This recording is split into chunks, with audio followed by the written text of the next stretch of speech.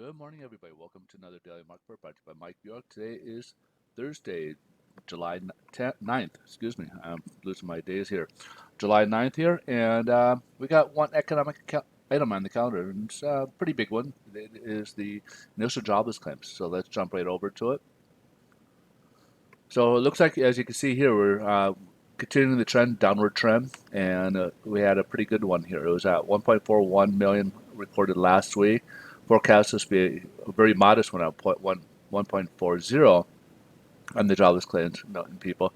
However, it dropped down by 100,000 people to 1.31. So these are people applying for unemployment for the first time benefits, and obviously this was a good sign that this is decreasing. Now we've been kind of seeing this lately. It was pretty dropping dramatically, and then all of a sudden just kind of really slowly kind of start dropping off here. So we're hoping that this will continue to continue dropping off. If you remember, before the pandemic, we were getting about 210 to 20 range of people, 210,000 people applying each week for unemployment. So a huge difference between 210,000 and well over a million here.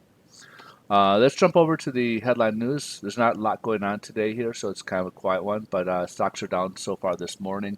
They're getting a little bit, they're kind of, it's sinking into them basically that with coronavirus going in, economy is not going to be a V-shaped. It's going to take longer than they anticipated, and I think they're getting a little disgruntled about it. So basically, stocks are down right now, and let's see how this is playing out in the bond market.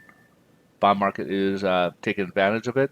Yesterday, as we saw, it was way down. We did pull back. We did close up I think, basically at zero. So I don't think we closed any improvement. I think we just closed that unchanged from the previous day's reports. But right now, as you can see, we're up 14 basis points. So that should lead to, again, more to better pricing. So we will see better pricing on our rate sheets today, which is good news for those who are refinancing and are in purchase transactions. So, but we are getting a little further away from these here, and sometimes it has a tendency to have like a whipsaw backwards to kind of keep it in check. And if it gets too far away, it kind of snaps out. It might work its way back up. But just be a little cautious out there as we are kind of drifting a little bit further and further away from the 50 and 25-day moving averages.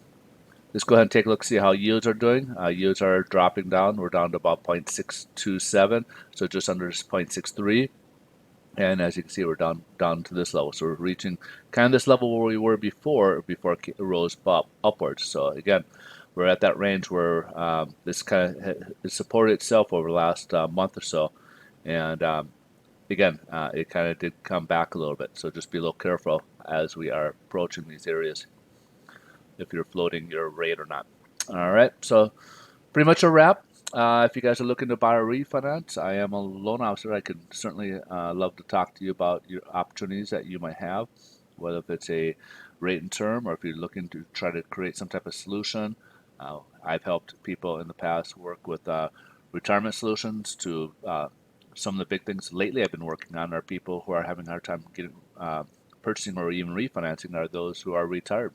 They're getting turned down by banks due to income, and I've helped out a lot of those folks, especially lately. I've gotten a couple files just this past month due to that reason. So, anyways, let's talk and see how we can help you guys out. I'm going to put my information in the description of this video, and I'll look forward to hearing from you guys. You guys have a great rest of your day. Thanks so much for watching, and we'll see you in tomorrow's video. Bye bye.